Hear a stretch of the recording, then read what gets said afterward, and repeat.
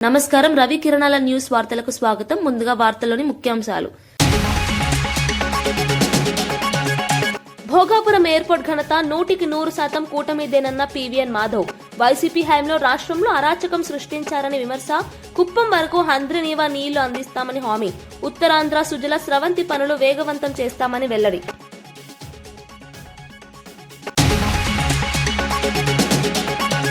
రాయలసీమ నీళ్లు అంశంపై రోజా స్పందన. రాయలసీమకు అన్యాయం జరుగుతుంటే ఏం చేస్తున్నావు అని పవన్ ను నిలదీసిన రోజా. రాయలసీమకు వెన్నుపోటు పొడిచారంటూ చంద్రబాబుపై విమర్శలు. ఓటుకు నోటు కేసులో మీ తోడు దొంగ ఈ విషయం చెబుతున్నాడని ఫైర్.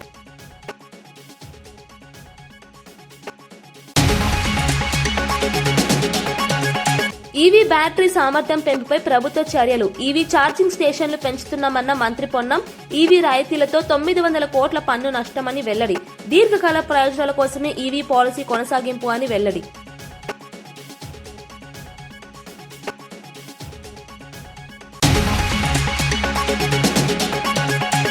రైజింగ్ 2047 పిల్లల భవిష్యత్తుకు దిశానిర్దేశమన్న భట్టి. తెలంగాణ $200 బిలియన్ ఆర్థిక వ్యవస్థగా ఎదుగుదల. విద్య, ఉపాధిపై దీర్ఘకాలిక ప్రణాళికల అమలు. 2047 నాటికి సమగ్ర అభివృద్ధే ప్రభుత్వ లక్ష్యమని స్పష్టం. రైజింగ్ 2047 ప్రణాళిక మన పిల్లల భవిష్యత్తును నిర్దేశించేదిగా ఉంటుందని డిప్యూటీ సీఎం భట్టి విక్రమార్క అన్నారు. శాసనసభలో మాట్లాడిన ఆయన తెలంగాణ ప్రస్తుతం $200 బిలియన్ ఆర్థిక వ్యవస్థ దశకు చేరుకుందని తెలిపారు. విద్య, నైపుణ్యాభివృద్ధి, ఉపాధి రంగాల్లో దీర్ఘకాలిక లక్ష్యాలతో ప్రభుత్వం ముందుకు వెళ్తుందన్నారు. 2047 నాటికి రాష్ట్రాన్ని ఆర్థికంగా, సామాజికంగా మరింత బలోపేతం చేయడమే లక్ష్యమని చెప్పారు. యువతకు ప్రపంచ స్థాయి అవకాశాలు అందించేలా విధానాలు రూపొందిస్తున్నామని తెలిపారు. ఆర్థిక వృద్ధి ఫలాలు అన్ని వర్గాలకు అందే సమగ్ర అభివృద్ధిపై దృష్టి పెట్టామని భట్టి విక్రమార్క స్పష్టం చేశారు. ఈ ప్రణాళిక రాష్ట్ర భవిష్యత్తుకు దిశానిర్దేశం చేస్తుందని ఆయన పేర్కొన్నారు. అంతర్గత నియామక ప్రక్రియలో ఉన్నది 2026 మార్చి నెలలో చేపట్టడం. పోతే కార్మికుల సంక్షేమం గురించి రిటైర్ అయినటువంటి ఎంప్లాయీస్కి మందుల ఫెసిలిటీ ఉందా లేదా అని అడిగారు. రిటైర్డ్ అయినటువంటి ఎంప్లాయీస్ కూడా మెడిసిన్ ఫెసిలిటీ ఉంది అధ్యక్ష. వాళ్ళకి సిపిఆర్ఎంఎస్ స్కీమ్ కూడా అవైలబిలిటీ ఉంది. రిటైర్ అయినటువంటి ఎంప్లాయీస్ కూడా 8 లక్షల వరకు ఆల్రెడీ వాళ్ళకి ఆ మందులు అవైల్ చేసుకోవడానికి అవకాశం ఉంది.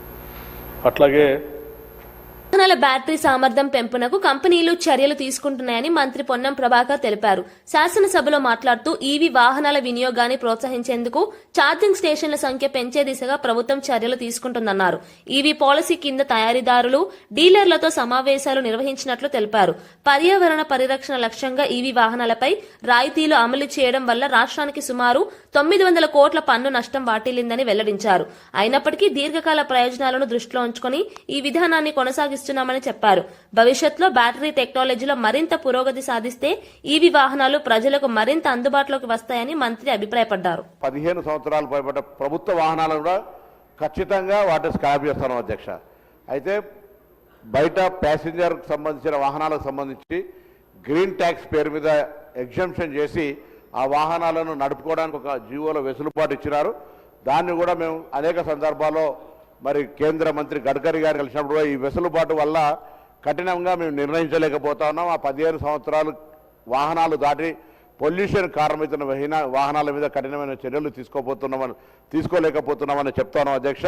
అది కేంద్రం తీసుకోవాల్సిన నిర్ణయం. 15 సంవత్సరాలు పైబడ్డ అన్ని వాహనాలను స్క్రాప్కు తీసుకుపోయేటువంటి విధంగా, అదేవిధంగా గౌరవ సభ్యులు మాట్లాడినటువంటి విధంగా ఈ ఫిట్నెస్కు సంబంధించిన ఏ విధంగానైతే ఆటోమేటిక్ టెస్టింగ్ స్టేషన్స్ మొదటి దశలో 15, మొత్తంగా 37 కేంద్రాల్లో ఏర్పాటు చేయాలనేటువంటి ఆలోచనతో పోయే విధంగా చేస్తాను అధ్యక్ష. అదేవిధంగా డ్రైవింగ్ లైసెన్స్ కూడా ఆటోమేటిక్ డ్రైవింగ్ టెస్టింగ్ స్టేషన్స్ ఈ మధ్య ఢిల్లీకి వెళ్ళినప్పుడు మా డిపార్ట్మెంట్ అంతా కూడా ఢిల్లీలో డ్రైవింగ్ లైసెన్స్ కూడా పొరపాటున ఇచ్చినట్టయితే ఇబ్బందికరమైన పరిస్థితి ఉంది. కాబట్టి అన్నీ కూడా ఆటోమేటిక్గా మాన్యువల్ ఇంటర్వెన్షన్ తక్కువ ఉండాలి అనేటువంటి ఆలోచనతో దానిలో భాగంగానే చెక్ పోస్టులు ఎత్తేసినాం. వాహన సారథిలో జాయిన్ అవుతా ఉన్నాం. స్క్రాప్ పాలసీ తీసుకొచ్చినాం. కెమెరాస్ను ఏర్పాటు చేస్తూ ఉన్నాం. అంటే ఎప్పటికప్పుడు మారుతున్న కాలానికి అనుగుణంగా రవాణా శాఖను కూడా అప్రమత్తం చేసుకొని ముందుకు పోయే ప్రయత్నం జరుగుతూ ఉంది అధ్యక్ష. అందులో భాగంగానే ఆటోమేటిక్ టెస్టింగ్ స్టేషన్. కానీ పొల్యూషన్ సంబంధించి వారు గౌరవ హైదరాబాద్ సంబంధించి ఎప్పుడు కూడా వాటర్ ట్యాంకర్స్ సప్లై సందర్భంగా మేము కూడా అప్పుడప్పుడు గమనిస్తూ ఉన్నాం. తప్పకుండా మా శాఖను ఇమ్మీడియట్గా వాటర్ బోర్డుకు సంబంధించి ఫస్ట్ ప్రిలిమినరీగా, ఎందుకంటే పబ్లిక్ కన్జంప్షన్ డ్రింకింగ్ వాటర్ ఇస్తుంది కాబట్టి బట్ ఇమ్మీడియట్గా ఫస్ట్ ఒక నోటీస్ ఇచ్చి అన్ని వాహనాల ఫిట్నెస్ పొల్యూషన్కు సంబంధించి కొన్ని హైర్ ఉన్నాయి, కొన్ని ఓన్ ఉండొచ్చు. ఆంధ్ర రాయలసీమ ప్రాంతాలు గత ప్రభుత్వంలో వివక్షకు గురయ్యాయని ఏపీ బీజేపీ అధ్యక్షుడు పీవీఎన్ మాధవ్ అన్నారు. గోదావరి నీళ్లను చివరి వంశధారలో కలపాలనే లక్ష్యంతో ముందుకు వెళ్తున్నామని తెలిపారు. కృష్ణా నదీ జలాలు మహారాష్ట్ర, కర్ణాటక, తెలంగాణలో ఎక్కువగా వినియోగం జరగడం వల్ల ఏపీకి రావాల్సిన వాటా తగ్గుతోందని ఆవేదన వ్యక్తం చేశారు. మిగులు జలాల్లో ఆంధ్రప్రదేశ్ పూర్తి స్థాయిలో భాగస్వామ్యం కావాలని స్పష్టం చేశారు. నీటి వనరుల వినియోగంలో కేంద్ర ప్రభుత్వం సమన్వయ పాత్ర పోషించాలని కోరారు. రాష్ట్ర ప్రయోజనాల కోసం బీజేపీ నిరంతరం పోరాడుతుందని, రైతుల హక్కుల పరిరక్షణే లక్ష్యమన్నారు. రాయలసీమలో కూడా 2 కారిడార్లు ఉన్నాయి, అలాగే డిఫెన్స్ క్లస్టర్స్, ఎలక్ట్రానిక్ క్లస్టర్స్, అలాగే అనేక రకాలుగా మనకి అనేక రకాల పరిశ్రమలు రాబోతున్నాయి. కనుక ఈ నేపథ్యంలో అక్కడ కూడా నీరు రావాలి, ఇండస్ట్రియల్ వాటర్ రావాలి, అలాగే సాగునీరు కూడా పెద్ద ఎత్తున రావాలి. కనుక వాటి కోసం సంబంధించిన కుడి కాలువతో పాటు ఏవైతే చాలా లాంగ్ పెండింగ్ ప్రాజెక్ట్స్ ఉన్నాయో వాటి క్లియరెన్స్లు కూడా తీసుకురావడానికి మేము ముందుకెళ్తున్నాం. ఆ విధంగా కృష్ణా నది నీళ్ళు ఏవైతే ఉన్నాయో పైనే అటు మహారాష్ట్ర కానీ, అటు కర్ణాటక కానీ, అటు తెలంగాణలో కానీ ఎక్కువ వినియోగం జరగడం కారణంగానే మనకి రావాల్సిన వాటా సరిగ్గా రావటం లేదు. కనుక ఏవైతే మిగులు జలాలు ఉన్నాయంటే రెసిడ్యూల్ వాటర్, దాన్ని పూర్తి భాగస్వామ్యం ఆంధ్రప్రదేశ్ జరగాలని చెప్పి మేము కూడా కోరుకుంటున్నాం. దానికోసం మేము కూడా పూర్తి స్థాయిలో ప్రయత్నం చేస్తున్నాం. అయితే దాన్ని సరిగ్గా ప్రజెంట్ చేయాలి. రాష్ట్ర ప్రభుత్వం ఇవాళ తెలంగాణ చాలా ప్రొయాక్టివ్గా వాటికి సంబంధించిన అంశాలు మాట్లాడుతున్నాం. ఆంధ్రప్రదేశ్ కూడా ఆ విధంగా నిపుణులు ఉన్నారు, మన దగ్గర అద్భుతమైన వ్యక్తులు ఉన్నారు. కేఎల్ రావు గారి నుంచి ఇప్పటి నుంచి ఇరిగేషన్లో అతి గొప్ప ఇంజనీర్స్ ఉన్నారు. కనుక వాళ్ళందరి యొక్క వాళ్ళ సహకారం, అలాగే రిటైర్డ్ ఇంజనీర్స్ ఉన్నారు, వాళ్ళ యొక్క సహకారం తీసుకొని రాష్ట్రంలో తప్పనిసరిగా మనకు సంబంధించిన అన్ని రకాల వాటాలు తీసుకురావటం, ఏవైతే పెండింగ్ ప్రాజెక్ట్స్ ఉన్నాయో వాటి కూడా పూర్తి చేసుకోవడం, వేటికైతే క్లియరెన్స్ లేదో ఆ క్లియరెన్స్ కూడా పొందే విధంగా ప్రయత్నం జరగాలి. దాంట్లో మీ పూర్తి సహకారాన్ని అందిస్తాం. పారిశ్రామిక రసాయనాల కారణంగా భూగర్భ జలాల్లో ప్రమాదకర కారకాలు పెరుగుతున్నాయని మంత్రి శ్రీధర్ బాబు హెచ్చరించారు. ఇప్పటికైనా మేల్కొకపోతే హైదరాబాద్ కూడా ఢిల్లీలా మారే ప్రమాదం ఉందన్నారు. పర్యావరణ పరిరక్షణపై నిర్లక్ష్యం కొనసాగితే ప్రతి ఇంటికో ఆసుపత్రి అవసరమయ్యే పరిస్థితి వస్తుందని ఆందోళన వ్యక్తం చేశారు. పరిశ్రమల వ్యర్థాల శుద్దిపై కఠిన చర్యలు తీసుకోవాలని, కాలుష్య నియంత్రణ నిబంధనలను ఖచ్చితంగా అమలు చేయాలని సూచించారు. అభివృద్ది పేరుతో భవిష్యత్ తరాల ఆరోగ్యాన్ని తాకట్టు పెట్టకూడదని చెప్పారు. స్థిరమైన అభివృద్ది, పర్యావరణ సమతుల్యతతోనే నగరాల భవిష్యత్ సురక్షితంగా ఉంటుందని మంత్రి స్పష్టం చేశారు. కట్ చేయడం లేదు సార్. ఇక్కడ నేను మిమ్మల్ని కోరుతున్నాను as a legislative affairs minister, I'm putting an appeal through honourable state towards you sir. Here LA minister మాట్లాడినప్పుడు మీరు ఆ విధంగా స్పీకర్ సార్ మీరు కూర్చోండి, మాట్లాడినాక మీకు ఇస్తాను, కూర్చోండి సార్. ఈరోజు నేను మహేశ్వర్ రెడ్డి గారిని ఏం కోరుతున్నాను అంటే, హీ మేడ్ హిస్ పాయింట్ అధ్యక్ష. What ever you know MIM floor leader Saab has made A point, Maheshwar Reddy Saab also has made A point. We will keep that into our discussion and will come back. Government will come back with a proper reply. Please have patience, sir. Basically, sir, నేను ఈరోజు second amendment బిల్కి సంబంధించి ఇంతకుముందే వారు చెప్పారు. ఈరోజు రాష్ట్రంలో పట్టణ స్థానిక సంస్థల్లో 2047 లక్ష్యంగా పేదలకు సంక్షేమ ఫలాలు అందించడమే ప్రభుత్వ ధ్యేయమని ఆంధ్రప్రదేశ్ రాష్ట్ర సామాజిక సంక్షేమ బోర్డు చైర్మన్ పోతుల బాలకోటయ్య అన్నారు. ఎన్టీఆర్ భవన్ లో మీడియా సమావేశంలో ఆయన మాట్లాడుతూ విద్య, ఆరోగ్యం, ఉపాధి రంగాల్లో దీర్ఘకాలిక ప్రణాళికలతో ముందుకు వెళ్తున్నామని చెప్పారు. పేదల జీవితాల్లో స్థిరమైన మార్పు తీసుకురావడమే విజన్ 2047 ప్రధాన లక్ష్యమన్నారు. ప్రభుత్వ సంక్షేమ పథకాలు తాత్కాలిక ప్రయోజనాలకే కాకుండా తరతరాల అభివృద్ధికి దోహదపడేలా రూపకల్పన చేస్తున్నామని తెలిపారు. సామాజిక న్యాయం, సమాన అవకాశాలే పాలనలో మూల సూత్రాలను పేర్కొన్నారు. రాష్ట్రాన్ని ఆర్థికంగా, సామాజికంగా బలోపేతం చేసే దిశగా ప్రభుత్వం అడుగులు వేస్తుందని ఆయన వివరించారు. ఈ గుడికి తాళం వేశాడు. ఈ అంశాన్ని గుర్తించి చంద్రబాబు నాయుడు గారు ఇది 1953 నుంచి 1953 అంటే దాదాపు 70 ఏళ్ళు పైగా రాజ్యాంగపరంగా క్రింది కులాలకి, ముఖ్యంగా ఎస్సీ ఎస్టీల సంక్షేమానికి సంబంధించిన బోర్డు ఇదని భావించి దుర్గాభాయ్ దేశ్ముఖ్ లాంటి వాళ్ళు కూడా ఈ బోర్డుకి జాతీయ స్థాయిలో అధ్యక్షులుగా చేశారని గుర్తించి ఈ బోర్డుని జీవో నెంబర్ 284 25/11/2025 ద్వారా బోర్డుని తిరిగి బతికించి, అంటే గుడిని తెరిచి మూసివేతకు గురైన గుడి తాళం తీసి బోర్డు చైర్మన్గా బాలకోటయ్య అయిన నన్ను నియమించారు. ముఖ్యమంత్రి గారు నాకు చెప్పింది, నా మీద బరువుగా పెట్టిన బాధ్యత ఏంటంటే, ఈ రాష్ట్రంలో క్రింది కులాలకి, అంటే అణగారిన కులాలకి, వివక్షత కులాలకి, ఎస్సీ ఎస్టీలకి రాజ్యాంగపరంగా కానీ సంక్షేమ పథకంగా కానీ అందాల్సిన యొక్క పథకాలనే అందే విధంగా చూడాల్సిన బాధ్యతని ఈ భోగాపురం అంతర్జాతీయ విమానాశ్రయ ప్రాజెక్టుపై వైసీపీ క్రెడిట్ చోరీ రాజకీయాలు చేస్తుందని స్వచ్ఛాంధ్ర కార్పొరేషన్ చైర్మన్ కొమ్మారెడ్డి పట్టాభిరామ్ ఆరోపించారు. ఎన్టీఆర్ భవన్ లో మీడియాతో మాట్లాడుతూ భోగాపురం ప్రాజెక్టు వేగవంతానికి కూటమి ప్రభుత్వం కీలక నిర్ణయాలు తీసుకుందని చెప్పారు. గతంలో ఆలస్యాలు, నిర్లక్ష్యం కారణంగా ప్రాజెక్టు నిలిచిపోయిందని, ఇప్పుడు పనులు మళ్లీ ఊపందుకున్నాయని తెలిపారు. ప్రజలకు మౌలిక సదుపాయాలు కల్పించే అభివృద్ది ప్రాజెక్టులను రాజకీయ లబ్ది కోసం వాడుకోవడం సరికాదన్నారు. భోగాపురం విమానాశ్రయం ఉత్తరాంధ్ర అభివృద్దికి గేమ్ చేంజర్ అవుతుందని, దీనిపై తప్పుడు ప్రచారాలు మానాలని హితవు పలికారు. అభివృద్ధి విషయంలో వాస్తవాలను ప్రజలకు చెప్పాల్సిన బాధ్యత ప్రతిపక్షానికి ఉందన్నారు. ఇటువంటి తరుణంలో రాష్ట్రంలో ఉన్నటువంటి ప్రతిపక్ష పార్టీ వైఎస్ఆర్ కాంగ్రెస్ పార్టీ షరామామూలుగానే తమ పాత్ర ఏమీ లేకపోయినా, తమ కాంట్రిబ్యూషన్ ఏమీ లేకపోయినా అంతా మేమే చేశామని చెప్పి అన్ని తమ ఖాతాలోకి జమ చేసుకునేటటువంటి పరిస్థితి మనం చూస్తూ ఉన్నాం. గత సంవత్సరాల కాలంగా రాష్ట్రంలో ఏ మంచి చేసినా కూడా అన్ని మేమే చేశాం, అవన్నీ ఆ క్రెడిట్ అంతా కూడా తమకే దక్కుతుందని చెప్పి నిస్సిగ్గుగా, వారి పాత్ర ఏమీ లేకపోయినా సరే నిస్సిగ్గుగా ఇవాళ వాళ్ళ మాటలు మాట్లాడుతూ ఉన్నారు. భోగాపురం అంతర్జాతీయ విమానాశ్రయం ఏదైతే అల్లూరి సీతారామరాజు గారి పేరుతో అల్లూరి సీతారామరాజు ఇంటర్నేషనల్ ఎయిర్పోర్ట్ గా రేపు జూన్ లో ప్రారంభింపబడుతున్నటువంటి భోగాపురం అంతర్జాతీయ విమానాశ్రయానికి సంబంధించినటువంటి వాస్తవాలు, ఎవరు దానికి అంకురార్పణ చేశారు, ఎవరి యొక్క కృషి వల్ల ఈ రోజున భోగాపురం విమానాశ్రయం యొక్క కళ సాకారం అవుతా ఉంది, నిర్మాణం పూర్తిగా వస్తా ఉంది అన్న దానికి సంబంధించి ఒక్కసారి మనం వాస్తవాల్లో కనుక వెళ్ళినట్లయితే, ఇది ఫిబ్రవరి 2015లో ఆనాడు వచ్చినటువంటి వార్త.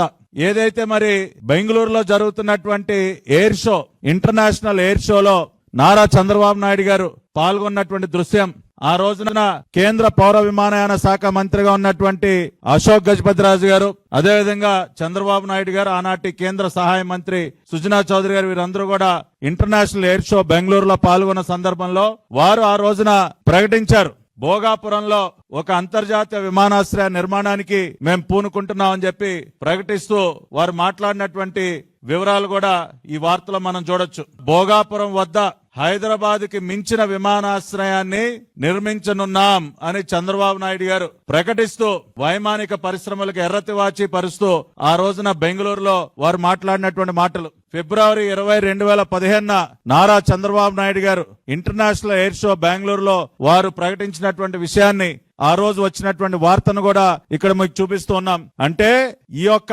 ఆలోచనకి శ్రీకారం చుట్టింది నారా చంద్రబాబు నాయుడు గారు. రాష్ట్రానికి ఒక అంతర్జాతీయ విమానాశ్రయం అవసరం, ఉత్తరాంధ్ర ప్రాంతంలో ఈ విమానాశ్రయ నిర్మాణం జరగాలి, విశాఖపట్నం విమానాశ్రయానికి కొన్ని పరిమితులు ఉన్నాయి కాబట్టి మనం ఆల్టర్నేటివ్ గా ఒక ఇంటర్నేషనల్ ఎయిర్పోర్ట్ నిర్మించుకోవాలని తలపెట్టి వారు ఇంటర్నేషనల్ ఎయిర్ షో బెంగళూరులో మరి దాన్ని ప్రకటించారు. అసెంబ్లీలో వీబీజీ రామ్కు వ్యతిరేకంగా తీసుకున్న తీర్మానాన్ని వెంటనే వెనక్కు తీసుకోవాలని బీజేపీ రాష్ట్ర అధ్యక్షుడు రామచంద్రరావు డిమాండ్ చేశారు. కాంగ్రెస్ ప్రభుత్వం పేద ప్రజలకు వ్యతిరేకంగా వ్యవహరిస్తోందని తీవ్ర ఆరోపణలు చేశారు. అవినీతి చేసే అవకాశం లేకపోవడమే కారణంగా వీబీజీ రామ్ను లక్ష్యంగా చేసుకున్నారని విమర్శించారు. గోబెల్స్ ప్రచారానికి కాంగ్రెస్ తల్లి లాంటిదని ఘాటు వ్యాఖ్యలు చేశారు. కాంగ్రెస్ పాలనలో పారదర్శకత లేని పథకాలే కొనసాగుతున్నాయని, కేంద్ర ప్రభుత్వ సంక్షేమ పథకాలను కూడా సక్రమంగా అమలు చేయడం లేదని ఆక్షేపించారు. మహాత్మా గాంధీ, ఇందిరాగాంధీ, రాజీవ్ గాంధీ పేర్లే కాకుండా ఇతర పేర్లు పెట్టకూడదా అని ప్రశ్నించారు. ఈ తీర్మానం ప్రజాస్వామ్య స్ఫూర్తికి విరుద్ధమని, వెంటనే రద్దు చేయాలని బీజేపీ డిమాండ్ చేస్తోంది. పెట్టిన వాళ్ళు ఈరోజు మాట్లాడుతున్నారు మహాత్మా గాంధీ గారి పేరు మీద. స్కీమ్ మీరు ఇంప్లిమెంట్ చేయకపోతే తెలంగాణ రైతులు నష్టపోతారు. కనీసం ఈ యొక్క పథకమైన గ్రామీణ ప్రాంతంలో 125 రోజులు వారికి, గ్రామీణ ప్రాంతంలో వారికి ఉపాధి పథకం ఏది ఉందో దీన్ని అమలు పరిచేయడానికి చేసే ప్రయత్నం చేయండి.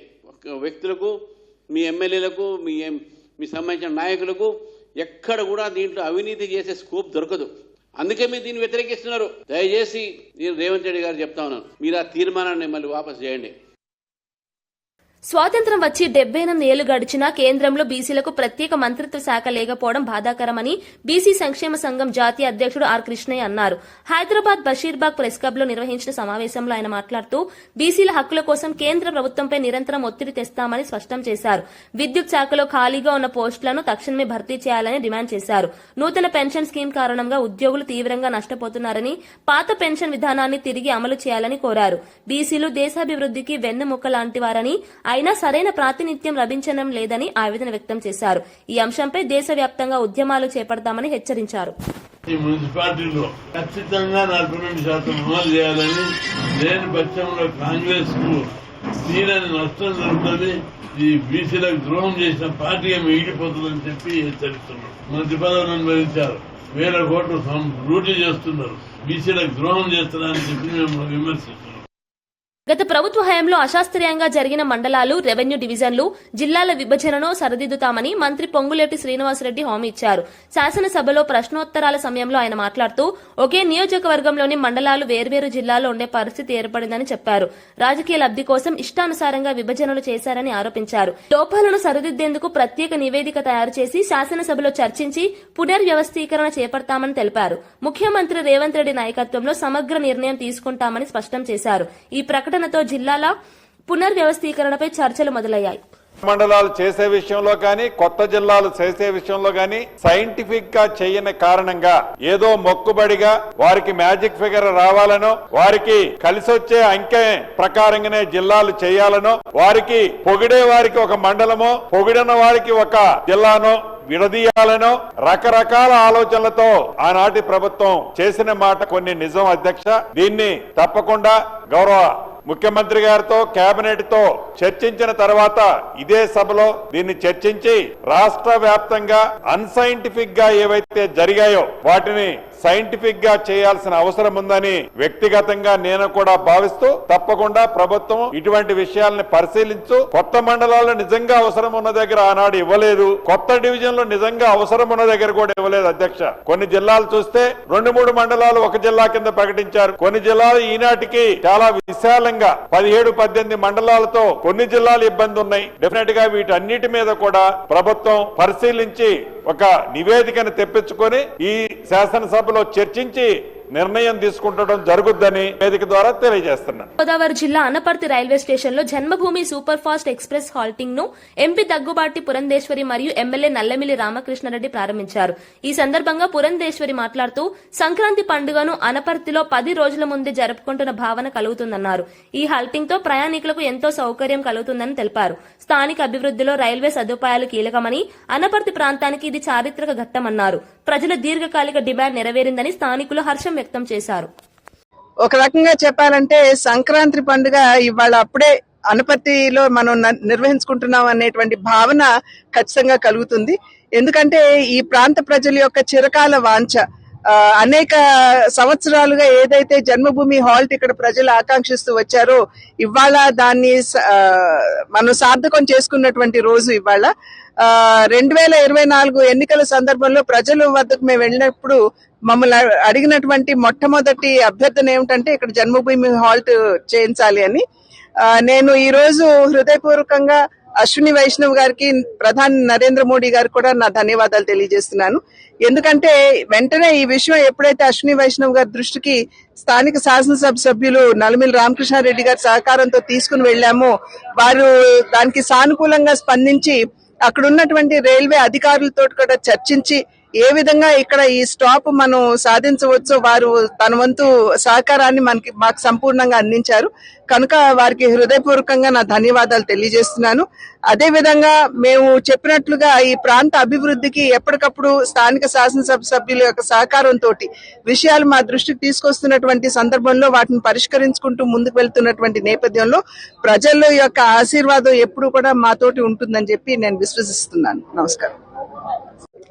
గౌరవ పార్లమెంట్ సభ్యులు పురంధరేశ్వరి గారు చెప్పినట్టుగా అనపర్తికి సంక్రాంతి 10 రోజులు ముందుగా వచ్చింది. అదేవిధంగా అనపర్తిలో వీరులమ్మ జాతర 10 రోజులు ముందుగానే ఈ గ్రామంలోకి రావడం జరిగింది. ఇవాళ ఆనంద ఉత్సాహాల మధ్యన గౌరవ పార్లమెంట్ సభ్యుల చేతుల మీదుగా జన్మభూమి హాల్ట్ ఇక్కడ ప్రారంభించుకోవడం జరిగింది. ఈ కార్యక్రమానికి కర్త కర్మ క్రియ అంతా గౌరవ పార్లమెంట్ సభ్యులు పురంధరేశ్వరి గారు, వారు ఎస్వి వైష్ణవ్ గారితో మాట్లాడడం, ప్రధానమంత్రి గారితో మాట్లాడడం, ఇవన్నీ వారు నిర్వహించి ఏదైతే ఇచ్చిన మాట ప్రకారంగా ఇవాళ జన్మభూమి హాల్ట్ అనపర్తి ప్రాంత ప్రజానీకానికి కానుగ్గా, సంక్రాంతి కానుగ్గా మేడం ఇచ్చారు. వారికి హృదయపూర్వకంగా కృతజ్ఞతలు తెలియజేసుకుంటూ ఈ ప్రాంత అభివృద్ధి కోసం గౌరవ పార్లమెంట్ సభ్యులతో కలిసి అన్ని విధాలుగా ఈ ప్రాంతాన్ని అభివృద్ధి చేయడమే ధ్యేయంగా ముందుకెళ్తాం. అభివృద్ధి సంక్షేమాన్ని మేళవించి సుపరిపాలన అందించడమే ఇవాళ కూటమి యొక్క లక్ష్యం. ప్రధాని నరేంద్ర మోడీ గారు, ముఖ్యమంత్రి చంద్రబాబు నాయుడు గారు, ఉప ముఖ్యమంత్రి పవన్ కళ్యాణ్ గారి నేతృత్వంలో సుపరిపాలన అందించే దిశగా మేమందరం కృషి చేస్తామని మరొక మారు ఈ జన్మభూమి హాల్ తీసుకొచ్చినందుకు గౌరవ పార్లమెంట్ సభ్యులు పురంధరేశ్వరి గారికి హృదయపూర్వకంగా కృతజ్ఞతలు అనపర్తి నియోజకవర్గం తరఫున తెలియజేసుకుంటూ సెలవు. పాలమూరు రంగారెడ్డి ఎత్తిపోతల పథకానికి స్వల్ప నీటి లభ్యత ఉన్న జూరాల కాకుండా నీటి లభ్యత ఉన్న శ్రీశైలం బ్యాక్ వాటర్ ను సోర్స్ గా మార్చింది నాటి బీఆర్ఎస్ ప్రభుత్వమేనని మాజీ మంత్రి వి శ్రీనివాస్ గౌడ్ స్పష్టం చేశారు. ఈ పథకంలో ఇంకా మిగిలిపోయిన 10% పనులను వెంటనే పూర్తి చేసి రైతులకు న్యాయం చేయాలని ప్రభుత్వాన్ని డిమాండ్ చేశారు. కేవలం 45 టీఎంసీలకే ఒప్పుకుంటే ఇప్పటికే నిర్మించిన ప్రాజెక్టులు ఎండిపోయే ప్రమాదం ఉందని హెచ్చరించారు. పాలమూరు ప్రాంత రైతులకు సాగునీరు అందకపోతే ఉద్యమాలకు దిగుతామని తెలిపారు. నీటి వనరులపై రాజకీయాలు కాకుండా 90 టీఎంసీలు నీళ్ళు వచ్చేటట్టు చేయాల్సిన అవసరం ఉంది. ఆంధ్రకి ఏం కొదవలేదు. వరదలన్నీ ఎక్కడే పోతాయి. వరదల నీళ్ళన్నీ ఇష్టం వచ్చినట్టు వాడుకోవడానికి అవకాశం ఉంటది. మనకి అవకాశం ఉండదు. 40 టీఎంసీలు ఒప్పుకుంటే మళ్ళీ ఆ ప్రాజెక్టులు, కట్టిన ప్రాజెక్టులన్నీ కూడా ఎండిపోయి ఉంటాయి కనుక దయచేసి ఆ పనులకు పూనుకోవద్దని చెప్పి పార్టీలకు అతీతంగా కాంగ్రెస్ లో ఉన్నటువంటి కార్యకర్తలారా, మీరు కూడా రైతు బిడ్డలే, రైతులే, మన బతుకుతేనే రైతు కిందనే మనం బతికి వెళ్ళాం. దయచేసి మీరు ఉంటే ఇంట్లో ఇక లాస్ట్ 2.5 ఏళ్లు ఉంటారు. మళ్ళా భవిష్యత్తులో దేవుడు ఏ అవకాశం ఇస్తే తెలియదు. కానీ మీరు అక్కడ ఉండి కూడా మీ నాయకత్వం మీద ఒత్తిడి చేయకపోతే మన జిల్లాకు అన్యాయం చేసిన వాళ్ళు అవుతారు. దయచేసి రాజకీయ కోణంలో చూడకుండా జిల్లాను బాగు చేసేటువంటి కోణంలో మీరు చూడాలని చెప్పి మీ ద్వారా విజ్ఞప్తి చేస్తా ఉన్నాం. ఈ రోజు నార్లపూర్ పోయి చూస్తాం. ఇక్కడ నీళ్ళు ఎట్లున్నాయి చూడండి. మీరు దయచేసి మీడియా మిత్రులారా, ఈ రిజర్వాయర్లు ఎండిపోయిన నీళ్లున్నాయి. అక్కడ చూడండి, 100 కిలోమీటర్ల నీళ్లున్నాయి. ఇది బాగుందా, అది బాగుందా అని చర్చ పెట్టండి. ప్రజలను చైతన్యవంతులను చేయండి. ఎట్టి పరిస్థితుల్లో మేము ఒప్పుకోం. 40 టీఎంసీ ఒప్పుకుంటే ప్రళయం అవుతుంది జిల్లా. ఎట్టి పరిస్థితుల్లో మేము ఒప్పుకోము. మాకు కేటాయించిన నీళ్లు మాకు కావాల్సిందే. ప్రాజెక్టులు కంప్లీట్ చేయాల్సిందే. లేనిపక్షాన ప్రజాపక్షాన మేము పోరాటం చేస్తాం. మేము సాధించుకుంటాం. ఇవాళ మీరు ఇవ్వకపోతే రేపు మేము వచ్చిన తర్వాత బరాబర్ దీనికన్నా డబుల్ నీళ్లు కేటాయించుకుంటాం. రైతులారా, మీరు భూములు అమ్ముకోకండి. దయచేసి భయపడకండి. కొద్ది రోజులే మళ్ళీ వస్తాం. ఖచ్చితంగా ఈ జిల్లాలో 100% బాగు చేస్తాం. ఎవరు కూడా ఆపలేడు దీన్ని. వార్తలు ముగించే ముందు ముఖ్యాంశాలు మరోసారి. భోగాపురం ఎయిర్పోర్ట్ ఘనత 100% కూటమిదేనన్న పీవీఎన్ మాధవ్. వైసీపీ హయాంలో రాష్ట్రంలో అరాచకం సృష్టించారని విమర్శ. కుప్పం వరకు హంద్రినీవా నీళ్లు అందిస్తామని హామీ. ఉత్తరాంధ్ర సుజల స్రవంతి పనులు వేగవంతం చేస్తామని వెల్లడి.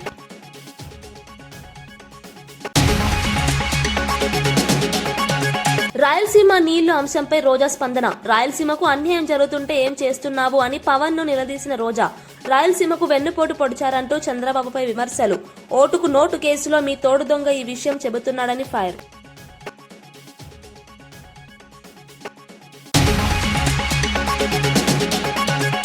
ఈవీ బ్యాటరీ సామర్థ్యం పెంపుపై ప్రభుత్వ చర్యలు. ఈవీ ఛార్జింగ్ స్టేషన్లు పెంచుతున్నామన్న మంత్రి పొన్నం. ఈవీ రాయితీలతో 900 కోట్ల పన్ను నష్టమని వెల్లడి. దీర్ఘకాల ప్రయోజనాల కోసమే ఈవీ పాలసీ కొనసాగింపు అని వెల్లడి.